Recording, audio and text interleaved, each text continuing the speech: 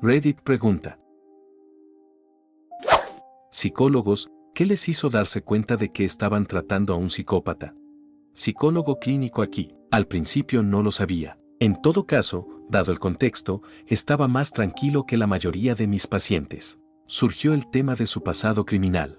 Solo sabía que había cumplido condena en prisión algunos años antes, no lo que le esperaba. Me había reunido con él hace 1 o 2 meses cuando surgió esto. Resulta que se cumplieron 2 sentencias separadas. Ambos eran por abuso físico. En ambos casos, era exactamente lo que tememos, un tipo que acecha en un callejón oscuro saltando sobre una chica borracha. Me habló de estas cosas como si estuviera hablando del tiempo. Cuando me di cuenta de que no expresaba remordimiento ni culpa alguna, sentí el mismo miedo primitivo, frío y desgarrador que sientes cuando sales a caminar y casi pisas una serpiente.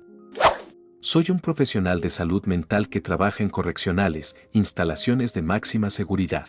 En mi experiencia, los psicópatas tendrán esta mirada depredadora, especialmente cuando intentan manipularte. Es completamente desconcertante y difícil de describir para alguien que no esté familiarizado con esta población. También tienden a ser narcisistas y demasiado encantadores, y se esfuerzan por ser demasiado amigables contigo.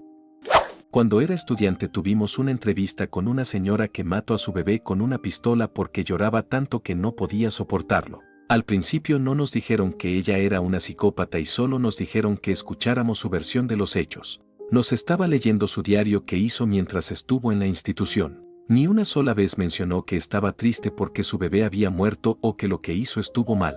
Ella solo estaba leyendo pensamientos enojados sobre su esposo que la dejó y la delató a la policía por lo que hizo. Ella estaba justificando el asesinato porque el bebé era muy insoportable y una vez mencionó que estaba enojada porque su marido no le creía y que no tenía otra opción que matar al bebé. Ella era muy inteligente y hablaba bien y todo el tiempo que estuvo hablando estuvo tratando de hacernos sentir pena por haber estado encerrada. Más tarde supimos que a veces mentía acerca de no matar a su bebé y otras veces simplemente alardeaba de ello, dependiendo de con quién hablaba. Persona de aspecto muy normal y muy buen orador. Mi madre trabajaba con un niño, de 12 a 13 años en ese momento, que había matado animales, había abusado a una oveja y luego le había degollado, había abusado físicamente a su hermano menor. Era grande para su edad y no se le permitía estar a solas con el personal femenino porque siempre intentaba manipularlas y probar su fuerza contra ellas de maneras sutiles, es decir, intentaba abrazarlas pero las apretaba para ver si eran lo suficientemente fuertes como para salir de allí. A menudo encontraban en su habitación dibujos de mujeres atadas y fallecidas. Ya no se le permitían juguetes parecidos a humanos porque siempre los destruía, los colgaba y los ataba. Todo el personal ha dicho que es solo cuestión de tiempo antes de que realmente mate a un humano y en este momento no hay nada que puedan hacer al respecto porque cuando cumpla 16 años ya no estará bajo su cuidado. Tenían cierto grado de simpatía por él debido a su educación. Su madre era una drogadicta y a menudo los vendía a él y a su hermano a pedófilos. Recogían a los niños en un auto, se los llevaban, abusaban de ellos y luego se los traían a ella.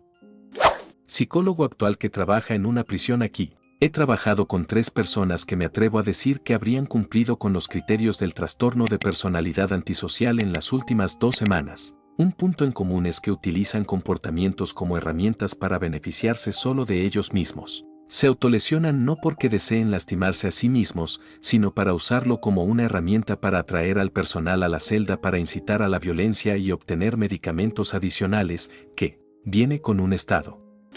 No soy un psiquiatra, pero estaba en la habitación donde estaban evaluando a mi madre. Bueno, yo no estaba en la habitación, era como una sala de interrogatorios de la policía con vidrio unidireccional. Estuve allí porque necesitaban entrevistarme para tener una perspectiva externa. De todos modos, arrestaron a mi madre bajo sospecha de haber cometido un delito violento. Para preparar la escena, la esposaron a una mesa y estaba enojada.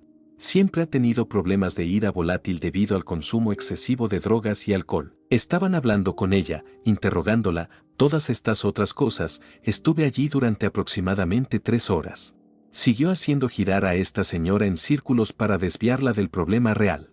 Estaba increíblemente tranquila respondiendo preguntas sobre varias cosas que asustarían a una persona normal. Ella apenas mostró empatía por nada y fue aterrador para mí verlo. Sabía que ella no estaba bien de la cabeza de todos modos, abusó tanto de mi hermano como de mí, pero viendo cómo manejó la situación actual, me alegro de haber salido de allí o habría empeorado mucho. No he hablado con ella en unos 4 años, pero ha intentado ponerse en contacto. No puedo confiar en ella y no creo que vuelva a hacerlo nunca más.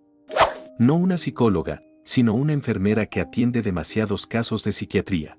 Una vez tuve un paciente que fue traído después de intentar irrumpir en la casa de una familia mientras estaban en casa. Estaba en mi unidad de telemetría porque sus electrolitos estaban fuera de control y actuaba como si no recordara haber intentado irrumpir en la casa de una familia entera con ellos en casa. Se estaba poniendo nervioso, pero el hospital en el que trabajaba tenía una estúpida política de riesgo de caídas que mantenía a los pacientes en cama, incluso si eran jóvenes, sanos o capaces de ser responsables de su caída.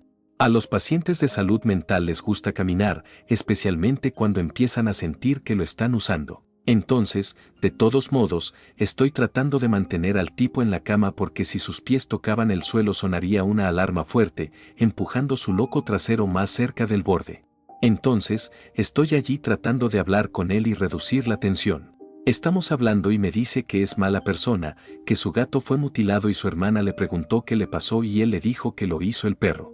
Pero me dijo que su secreto es que lo hizo. Mató al gato con tanta fuerza que parecía como si un perro lo hubiera despedazado. También me contó que sabía lo que estaba haciendo cuando intentó irrumpir en la casa de la familia y que quiere lastimar a la gente. Por supuesto, compartí esta información con el hospitalista y el psicólogo y, naturalmente, fue dado de alta libre y sano al día siguiente. No hay seguimiento con la ley o psiquiatría ambulatoria. Si estás disfrutando del video, ¿qué tal si nos regalas un me gusta y te suscribes? Sería un gran apoyo para este canal. Sin más interrupciones, continuemos. Los ojos cuando creen que se supone que deben transmitir una emoción. Tienes que entender. Se siente mal cuando te golpeas el hueso de la risa, aunque no duele, porque toda tu vida la gente ha gritado de dolor cuando se golpea el codo. Conoces a suficientes personas así y te encuentras odiando cualquier situación vinculante en tu vida en la que tengas que mentir, como que te pregunten cómo estás y decir bien cuando no lo estás. Simplemente porque lo único con lo que puedes asociarlo son con ellos.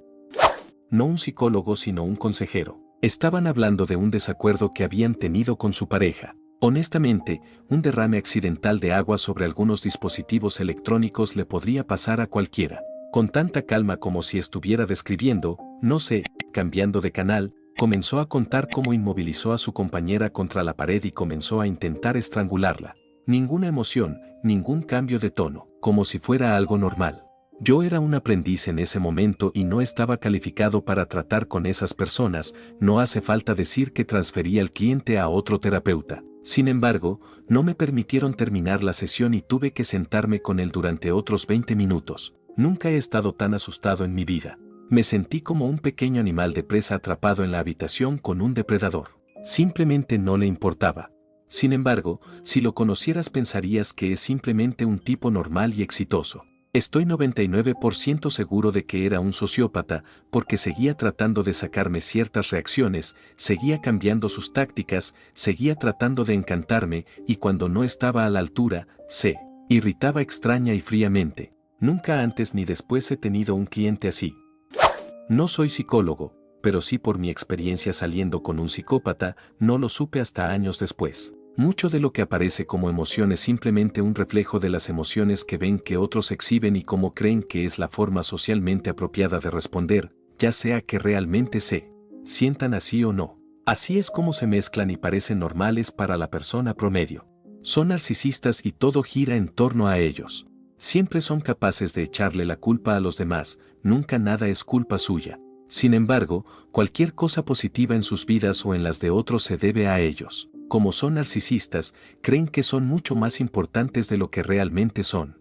Tienen una fuerte influencia sobre los demás debido a su capacidad de no sentir nada al manipular a los demás, y así es como ejercen control sobre los demás. Harán lo que sea necesario para salir adelante de una situación sin tener en cuenta la vida o los sentimientos de los demás. Pueden fingir sus sentimientos o reacciones para seguir manipulando a quienes los rodean, y sienten placer al tener control sobre otras personas y sentir que están moviendo todos los hilos.